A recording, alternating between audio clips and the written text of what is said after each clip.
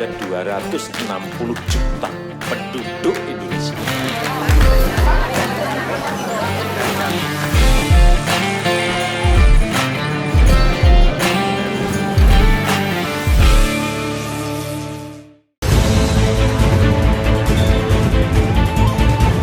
Masjidil Haram yang berlokasi di pusat kota Mekah merupakan tempat tersuci bagi umat Islam. Masjid yang memiliki luas 356.800 meter persegi ini dibangun mengelilingi Ka'bah yang menjadi arah kiblat bagi umat Muslim dalam mengerjakan sholat.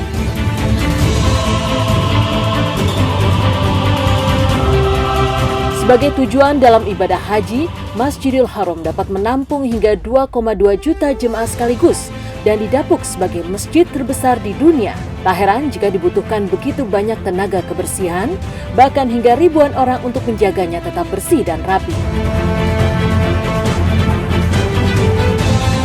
Dan inilah kisah serba-serbi ribuan pekerja kebersihan di Masjidil Haram.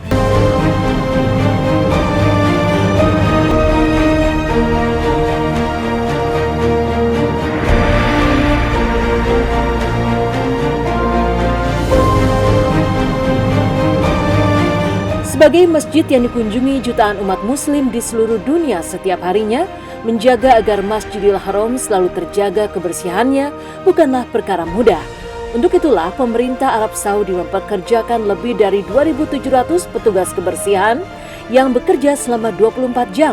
Mereka terbagi dalam 4 shift dengan jam kerja selama 8 jam per harinya untuk memastikan bahwa Masjidil Haram selalu dalam kondisi bersih. Para personil tersebut akan diturunkan untuk membersihkan sejumlah area Masjidil Haram setiap harinya, di mana mereka terbagi di area plaza, bagian dalam dan luar masjid, mengikuti rencana pembersihan yang telah tersusun secara sistematis. Sebanyak 260 petugas kontrol serta 100 supervisor pun dibutuhkan untuk mengatur proses kebersihan di Masjidil Haram.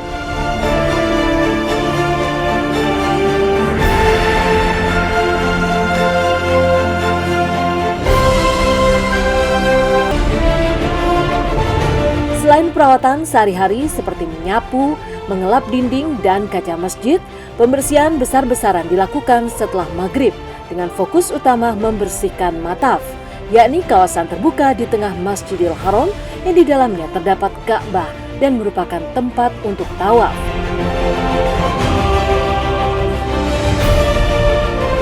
Pembersihan mataf termasuk diantaranya membersihkan karpet, intensif memungut sampah secara manual pada malam hari, serta menyemprotkan pewangi mulai dari area pintu masuk, area sholat hingga halaman di dekat menara air Zam-Zam.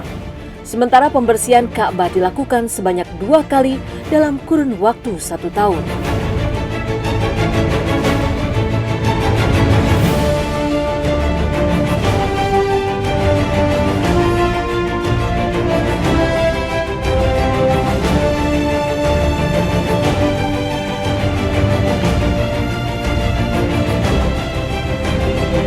Untuk menunjang pekerjaan mereka sehari-hari, para petugas kebersihan Masjidil Haram dilengkapi dengan peralatan dengan sistem berteknologi canggih.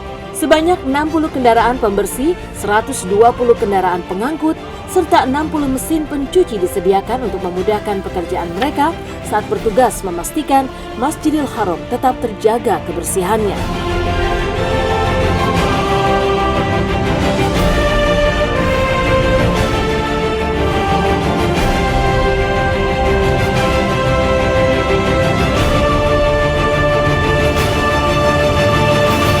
Bagi umat muslim yang telah melaksanakan ibadah haji atau umroh, mungkin pernah mencium aroma mawar dari permadani di Masjidil Haram. Dan untuk menjaganya tetap bersih dan wangi, pemerintah Arab Saudi menugaskan para pekerja terlatih untuk membersihkan setidaknya 30.000 permadani yang ada di masjid tersebut. Tidak hanya sekedar dicuci, permadani berwarna hijau itu bahkan dibersihkan dalam 5 tahap untuk memastikan kebersihannya.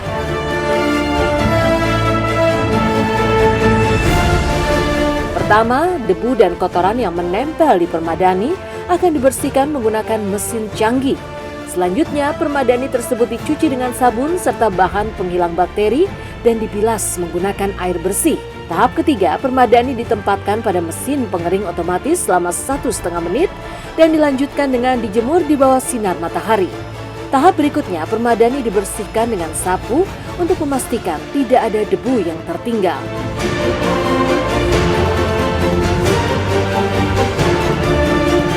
Terakhir, karpet disemprotkan dengan pengharum beraroma mawar. Tidak tanggung-tanggung, seharinya sekitar 20.000 liter dihabiskan untuk mewangikan permadani yang diharapkan akan membuat para jemaah akan lebih khusyuk saat melaksanakan ibadah.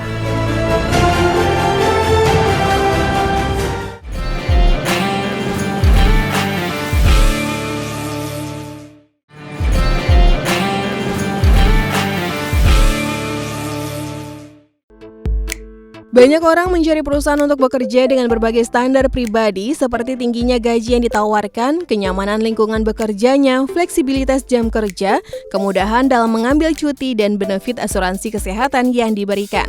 Di Indonesia sendiri banyak perusahaan yang masih memiliki perbedaan peraturan dan benefitnya masing-masing.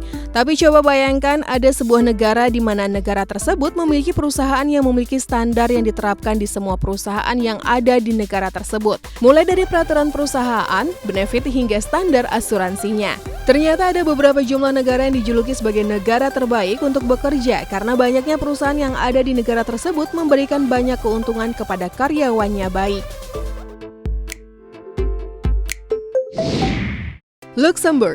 Luxembourg tidak hanya menjadi negara yang cocok untuk bekerja, tapi juga untuk dijadikan tempat tinggal yang ideal. Tidak padat penduduk, perusahaan yang memberikan gaji yang tinggi, dan rendahnya tingkat pengangguran dan kejahatan tentu saja menjadi ciri-ciri negara impian untuk ditinggal.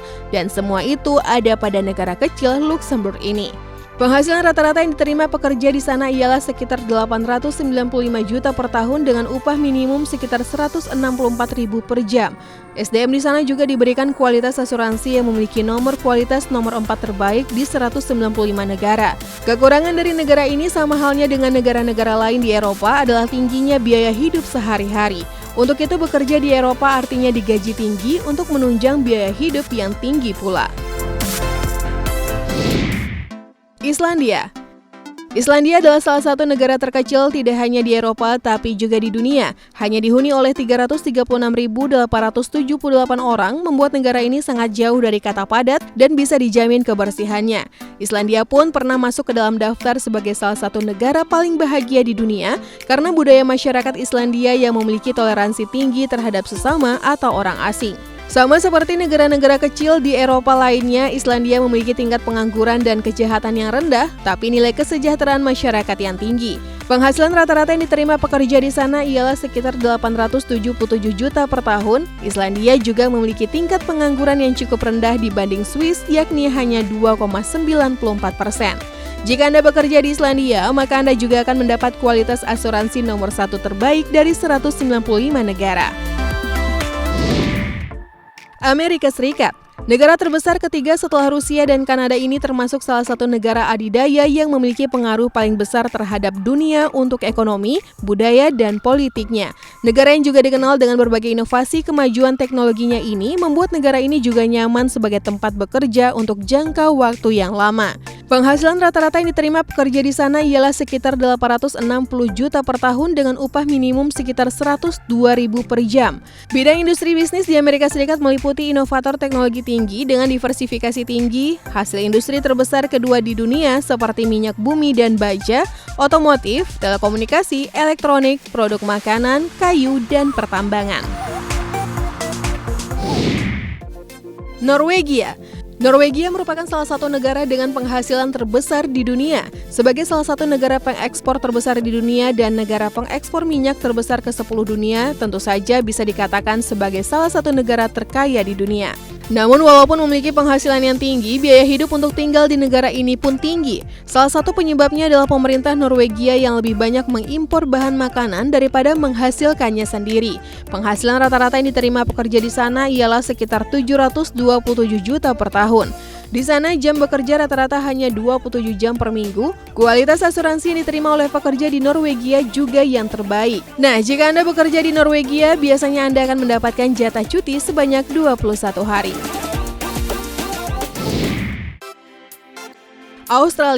Australia memiliki keindahan alam yang luar biasa, termasuk gunung, gurun, dan hutan hujan tropis. Australia adalah satu-satunya negara di dunia yang juga ditetapkan sebagai benua. Negara kanguru ini menjadi salah satu negara yang pernah dinobatkan menjadi negara tempat tinggal terbaik di dunia. Memiliki keanekaragaman budaya dan ras menjadikan Australia sebagai salah satu negara dengan tingkat toleransi dan keramahan tertinggi di dunia. Tentu saja dengan berbagai kelebihan yang dimiliki Australia, memasukkan Australia ke dalam daftar ini adalah sebuah kewajaran. Penghasilan rata-rata pekerja di Australia adalah sekitar 697 juta per tahun dengan upah minimum sekitar 160.000 per jam. Australia juga memiliki berbagai industri bisnis meliputi pertambangan, peralatan industri, bahan makanan, bahan kimia, dan juga baja. Itulah 10 daftar negara terbaik untuk para pekerja. Bagaimana Anda tertarik bekerja di sana?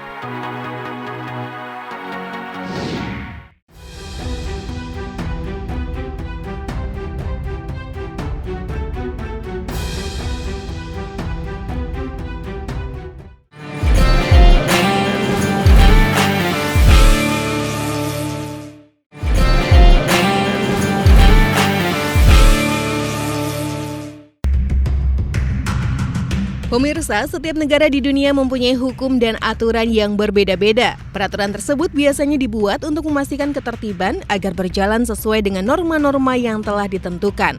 Namun ternyata sebagian negara mempunyai aturan dan larangan unik yang berbeda dari biasanya. Bahkan larangan tersebut dapat membuat kita geleng-geleng kepala karena dibuat dengan alasan yang dianggap aneh. Berikut ini Tofel telah merangkum beberapa larangan unik dari berbagai negara di dunia. Jika Anda pernah berkunjung ke negara Jepang, tentu sudah tidak asing dengan makanan khas negara ini, yaitu mie.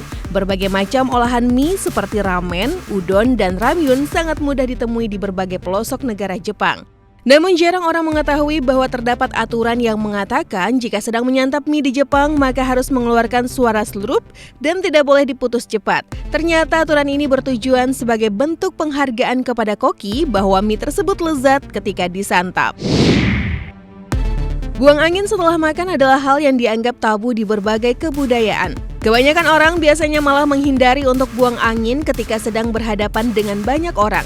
Namun hal itu tidak berlaku di negara pecahan es ini. Di kebudayaan negara Kanada, buang angin setelah makan ternyata mempunyai arti ucapan syukur setelah makan.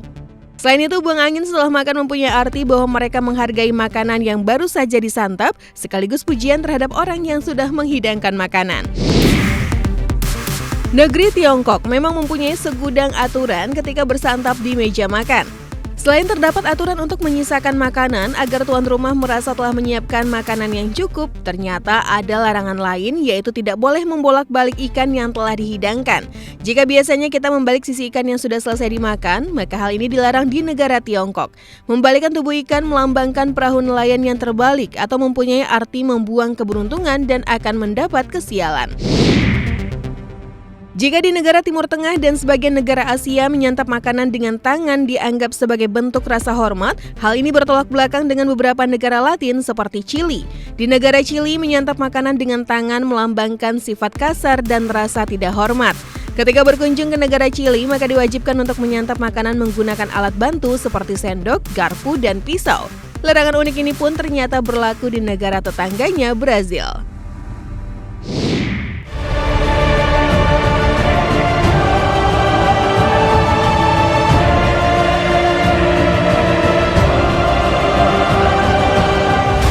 Di berbagai belahan dunia ternyata terdapat desa-desa yang letaknya tak biasa dan ekstrim, termasuk terletak di atas bukit terjal. Untuk mencapai desa tersebut, warganya harus melalui jalan, bahkan sampai harus meniti tangga atau melewati jembatan dengan jalur yang sangat ekstrim dan mengancam nyawa. Desa ekstrim jalur maut di dunia.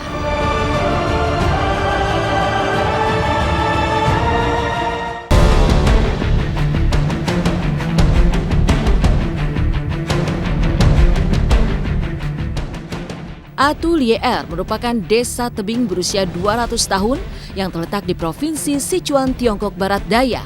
Penduduk desa ini harus menggunakan serangkaian tangga buatan sendiri untuk mencapai tebing setinggi 800 meter. Desa ini sempat menjadi berita utama di seluruh dunia ketika foto-foto anak sekolah dari desa tersebut tampak sedang menuruni tebing dari tangga berbahan rotan. Posisi desa Atuleer sendiri berada di puncak tebing setinggi 2.624 kaki. Karena kondisi itulah potret kehidupan penduduk desa ini pun sempat viral. Pendakian 2 jam adalah satu-satunya cara penduduk desa untuk mengakses dunia luar, termasuk saat harus membawa hasil pertaniannya untuk dijual di pasar terdekat. Beberapa video juga memperlihatkan kegiatan penduduk dari mulai membawa hewan dengan cara mengikatnya di bagian belakang saat hendak menaiki tangga, menggendong anaknya di bagian belakang saat menuruni tangga, hingga anak-anak desa yang pergi dan pulang sekolah dengan meniti tangga di tepi tebing. Sekarang tangga baja yang terdiri dari 2.556 anak tangga sudah dibangun untuk mempermudah akses warga keluar dan masuk ke desa mereka.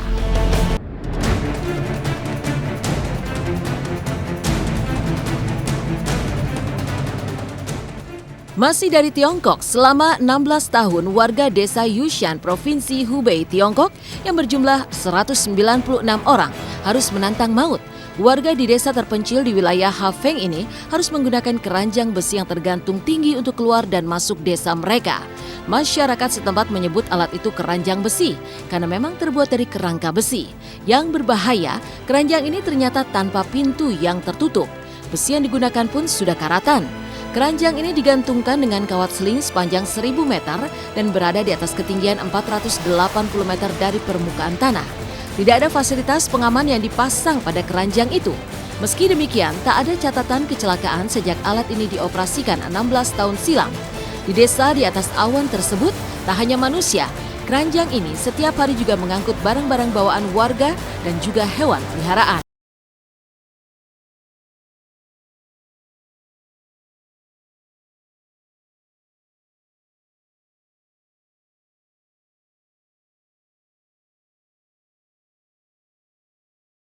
Di Kesultanan Oman, sebuah negara Arab di Asia Barat Daya di pesisir tenggara Jazirah Arab, juga terdapat desa gantung yang tersembunyi di tebing curam. Desa yang telah ada sejak 500 tahun lalu itu bernama Desa Al-Sogara dan terletak menggantung di pinggir tebing yang curam. Desa Al-Sogara sendiri berada di ketinggian 2.700 meter dari permukaan laut, tepatnya di pinggir jurang, dengan jumlah penduduk hanya 25 orang saja. Sebagai desa tua nan terpencil, Al-Sogara baru disentuh oleh listrik dan telepon 15 tahun yang lalu. Penduduknya harus berjalan sejauh 20 km ke desa terdekat untuk membeli keperluan. Pada tahun 2005, penduduk desa sempat memasang kabel katrol yang bisa mereka gunakan untuk membawa pasokan makanan melewati ngarai.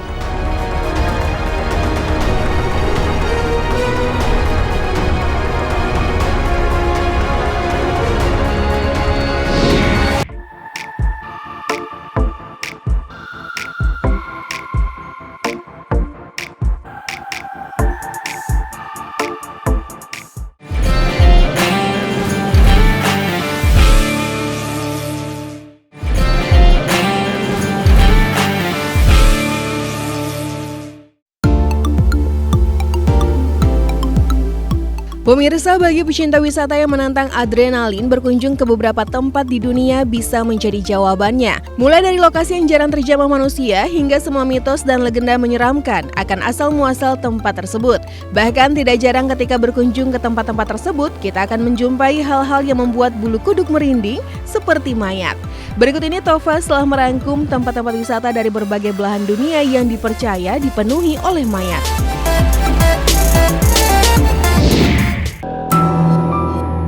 Mendaki gunung tertinggi di dunia akan menjadi sebuah pencapaian di dalam kehidupan bagi sebagian orang. Tapi tidak banyak yang mengetahui bahwa selain menjadi gunung tertinggi di dunia, Gunung Everest juga menjadi pemakaman terbuka terbesar di dunia. Hal ini bukan tanpa alasan mengingat jumlah kematian pendaki di gunung ini berada pada kisaran 300 hingga 320 jiwa. Iklim cuaca yang ekstrim dan medan pendakian yang cukup berbahaya menjadi penyebab banyaknya pendaki gunung tertinggi di dunia ini tewas.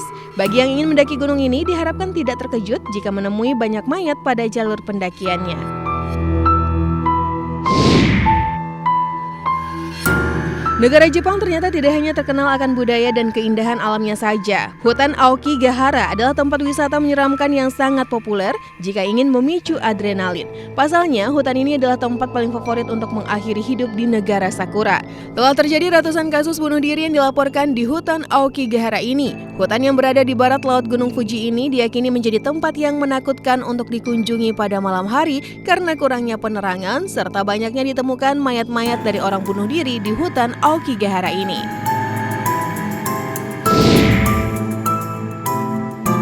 Pemirsa, tempat wisata yang ternyata dipenuhi mayat selanjutnya adalah Joshua Tree National Park. Kawasan yang berada di Gurun Mojave, California Selatan ini populer karena banyaknya pohon-pohon yang telah berusia ratusan tahun dan tahan terhadap kekeringan. Meski menyajikan pemandangan yang sangat indah, tetapi ternyata tempat ini merupakan kuburan massal di mana banyaknya mayat-mayat yang ditemukan dengan jumlah yang sangat banyak. Mulai dari kecelakaan dan tindak kriminal dianggap menjadi penyebabnya ditemukan banyak mayat di Joshua Tree National Park.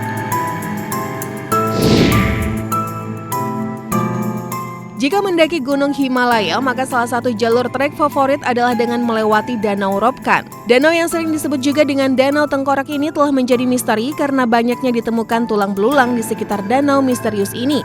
Banyak teori yang mengatakan bahwa iklim cuaca yang ekstrim di pegunungan Himalaya menjadi penyebab banyaknya orang yang meregang nyawa di sekitar Danau Ropkan.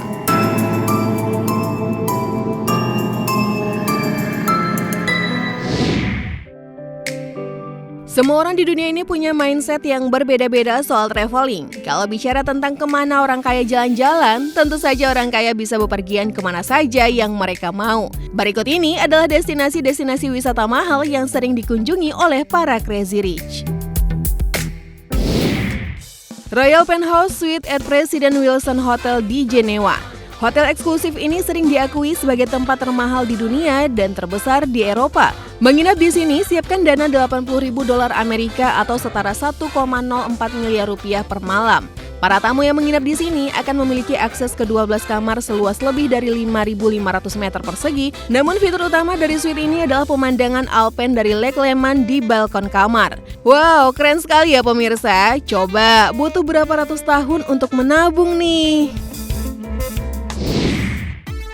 The Hilltop Villa di Laukala Island Resort, Fiji. Villa seharga $44.000 Amerika atau setara dengan 572 juta rupiah per malam di Fiji tersebut menawarkan kemewahan. Villa itu terletak jauh dari peradaban lainnya dan hanya dapat diakses melalui jalan pribadi di pulau pribadi. Namun tidak semua orang kaya bisa menginap di sini sebab untuk reservasi memerlukan persetujuan dari pemilik pulau. Alang-alang KTU di Cannes, Prancis. Villa itu dilengkapi dengan kolam renang indah dengan staf yang ramah, tetapi mungkin fitur yang paling mengesankan adalah tengkorak dinosaurus yang berada di ruang tamu. Untuk menginap di villa ini, siapkan dana sekitar $41.000 Amerika atau setara dengan 533 juta rupiah per malam. White Desert di Antartika. Perjalanan dimulai dari Cape Town, Afrika. Tamu menaiki jet pribadi Gulfstream untuk berangkat ke benua es. Wisatawan memiliki sekitar 8 jam untuk menjelajah, lalu diakhiri dengan makan malam mewah. Seluruh perjalanan yang berlangsung kurang dari 24 jam tersebut harus dibayar sebesar $195.000 Amerika atau setara dengan 2,7 miliar rupiah. Oke, baiklah, yang ini mungkin paling mahal di antara yang lain dan paling anti-mainstream. Virgin Galactic merupakan perusahaan antariksa yang berada di bawah naungan Virgin Group. Pendirinya adalah seorang miliarder nyetrik bernama Richard Branson. Jika tertarik untuk ikut trip keluar angkasa mereka, kamu harus membayar kurang lebih $250.000 Amerika atau 3,5 miliar rupiah. Satu pesawat luar angkasa daya tampungnya cuma muat 6 orang. Mau coba? Itulah 6 destinasi wisata termahal yang bikin kantong dompet menangis terseduh-seduh. Semangat menabung wahai para pekerja keras.